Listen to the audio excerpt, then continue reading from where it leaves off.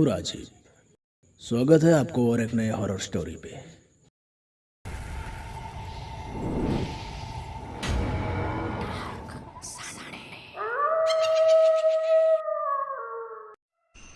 रात के घनघोर अंधेरे में हाथों में मशाल लिए हुए कुछ लोगों की भीड़ एक घर की तरफ बढ़ रहा था।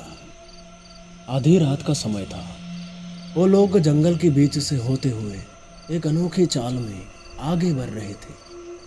सभी के चेहरे पर एक डर साफ साफ दिखाई दे रहा था और जंगल से आती पंछियों की आवाज़ें उनके दिल के धड़कनें और बढ़ा रही थी। कुछ देर जाने के बाद आखिर वो भीड़ एक घर के सामने जाके रुक गया। जलते हुए मशाल की रोशनी से पूरा इलाका घेर लिया था। वो लोग उस घर के दरवाजे को खटखटाते हुए किसी को आवाज देने लगे। शास्त्री जी, ओ शास्त्री जी। तो दरवाजा खोल के एक व्यक्ति उस भीड़ के सामने आके खड़ा हुई, जिनके नाम था दयानंद शास्त्री। वो इसी गांव का एक संत था।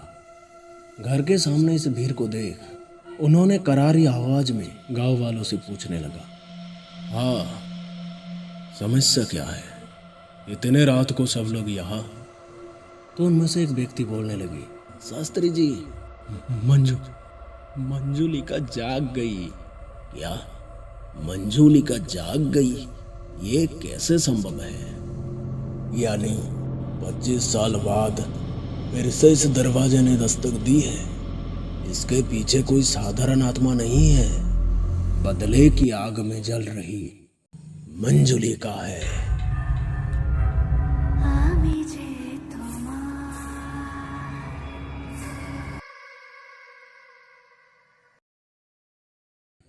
विष्णुपुर गांव के जमींदार का बेटा सुमित, जो अपनी प्रेमिका प्रीति से शादी करके उसे घर ले आया था।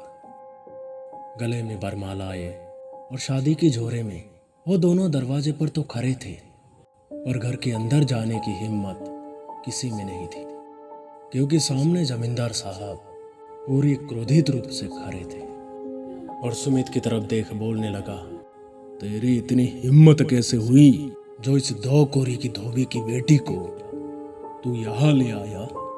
निकल जा इस घर से और अपनी शक्ल मत दिखाना। तो सुमित प्रीति के हाथ पकड़ के वहां से तो निकल आए, पर उसको जाने के लिए ना कोई मंजिल थी ना ही कोई रास्ता, क्योंकि शहर जाने के लिए पहला बस कल सुबह ही मिलेगी।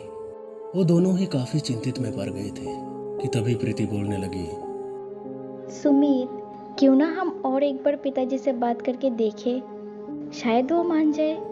तो सुमित बोला, नहीं प्रीति, जहाँ अपने बेटी और वधू को स्वीकार न करके बाहर धकेल दिया है, वहाँ दोबारा जाने का तो कोई प्रश्न ही नहीं उठता।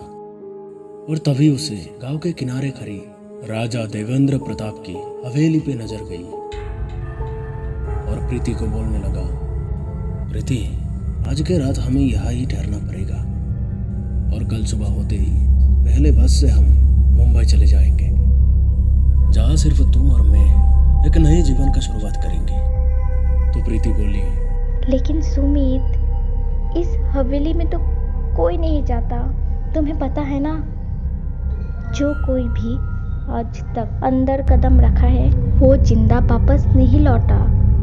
लेकिन प्रीति, हमारे पास तो और कोई रास्ता भी नहीं है। देखो, अंधेरा होने वाला है, किसी तरह एक रात हमें यहाँ गुजरना पड़ेगा। पर सुमित, मुझे बहुत डर लग रही है।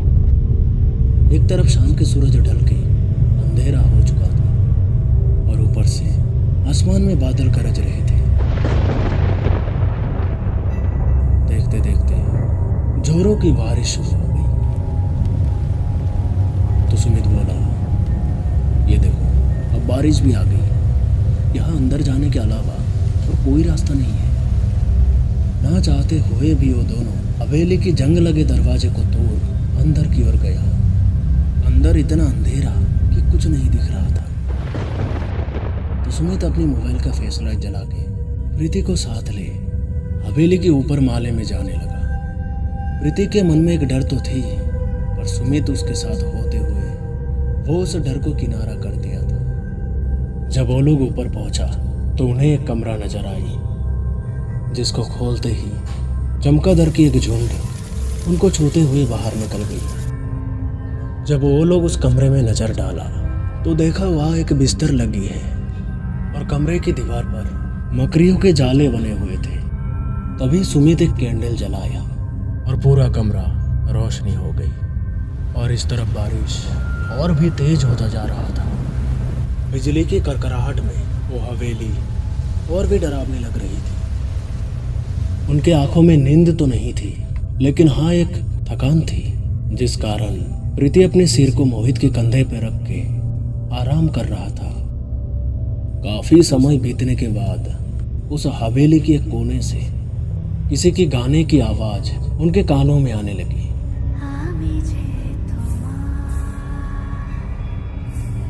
कि तभी प्रीति घबराहट में बोल पड़ी, देखा, मैंने कहा था ना। अब क्या होगा सुमित? तुम डरो मत प्रीति, मैं हूं ना। समय जितना बीत रहा था वो गाना और भी तेज होने लगा और साथ में घुंघरू की आवाजें उस हवेली में गूंजने लगी। कभी कभी तो ऐसा लगता था कि उनके दरवाजे के सामने से कोई चल के जा रहा है। पायल की छिन छिन आवाजें उनके घबराहट को और भी बढ़ा रही थी। घबराहट में भी साहस करते हुए वो दोनों कमरे से बाहर निकली और हाथ में कैंडल लिए हुए उस रूम की ओर जाने लगा जहाँ से ये आवाज़ें सुनाई दे रही थी। तभी वहाँ एक धीमी हवा चली जो उस कैंडल को बुझा दी। वो लोग जितने उस दरवाजे के नज़दीक जा रहा था, आवाज़ें और तेज हो रही थी। ऐसा लग रहा था कोई घुंघरू पहनकर अंदर नृत्य कर रहा है। वहां पहुंचते ही सुमित देखा दरवाजे पर तो भरे भरे ताले लगे हुए थे और पुराने तावीज और धागों से वो ताला बांधा हुआ था। इन चीजों पे हाथ मत लगाओ सुमित, प्लीज सुमित, चलो ना हम चलते हैं यहाँ से। तो सुमित बोला, अरे हम भी तो देखें कि अंदर है कौन। मुझे लगता है कोई हमें डराने की कोशिश कर रहा है। जज्बात में आके सुमित वो दरवाजा खोल दी। दरवाजा खोलते ही भयानक रूप में एक चुड़ैल उनके सामने आके खड़ा हो गई, जिसकी आंखों में क्रोध और नफरत साफ दिख रहा था। एक डरावनी हंसी से वो बोलने लगी, हाँ मैं मंजुलिका 25 साल से इसी इंतजार में थी कि कब मैं बाहर निकलूंगी। शाला शैतान रा गाँव के झारपोना, किसी को नहीं छोड़ूंगा मैं।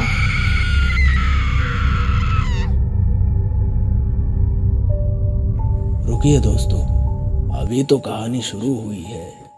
इसके आगे की कहानी देखने के लिए हमारी चैनल से जुड़ जाइए, क्योंकि बहुत जल्द इसके अगले भाग आपको देखने को मिलेंगे।